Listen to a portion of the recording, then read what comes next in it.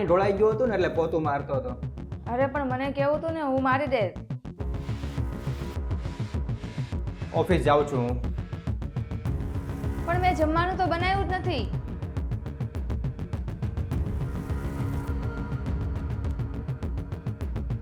ભાવિન, તમે ઓફિસેથી આવી ગયા, હું તમારા માટે જમવાનું બનાવી દઉં. ના ના, હું બહારથી જમીને આવ્યો છું. સવારે તમે ટિફિન લઈને નહોતા ગયા ને અત્યારે તમે બહારથી જમીને આવ્યા, કાંઈ થયું છે? ના ના. કેમ, તમને શું થયું છે? 2-3 દિવસથી તમે મારી સાથે વાતય નથી કરતા ને કાંઈ બોલતાય નથી. તમે મને કહી શકો છો કાંઈ વાત હોય તો? તને નથી ખબર કે તું કેટલાય દિવસથી મારી સાથે કેવું વર્તન કરતી હતી? અરે હું તને કહું તો છું પણ તું જ નથી આવતી, એમાં હું શું કરું? મનીષા, તે જમવાનું નથી બનાવ્યું? અરે મને ટાઈમનું તો ધ્યાન જ ન રહ્યું, મેં જમવાનું બનાવ્યું જ નથી. એક કામ કરો, તમે થોડી વાર રહ્યો, હું હમણાં તમને બનાવી દઉં છું.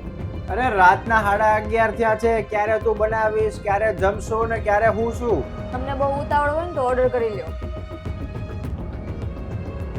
ના ના, કાંઈ નથી થયું. બોલ બોલ તું.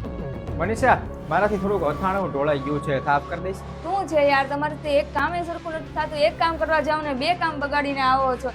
એક કામ નથી કરતા ને હું કામ કરું છું, તમને નથી દેખાતું?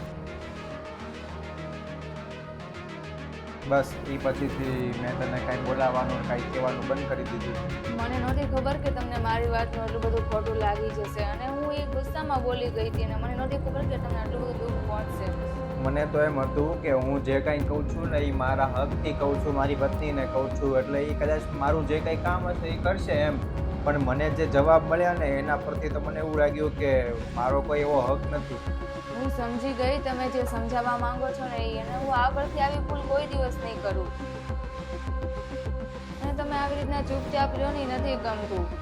તો ફોટો ન લગાડતી, પણ જે કાંઈ મેં કર્યું છે ને આ 2 દિવસમાં તારી સાથે વાત ન કરીને અને ટિફિન ઘરેથી ન લઈ જવાનું અને જે કાંઈ હું બહારથી જમીને આવ્યો અને તને કાંઈ બોલાવવાનું બંધ કરી દીધું એ મેં જાતે કરીને કર્યું છે.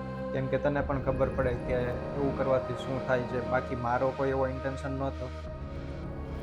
અને હું તો સમજુ છું કે જો આપણે બે આવું જ કરતા રહીશું તો પછી કંઈ આ સંબંધ લાંબો સમય ન ચાલે. એટલે હંમેશા સમજણ તો હોવી જ જોઈએ.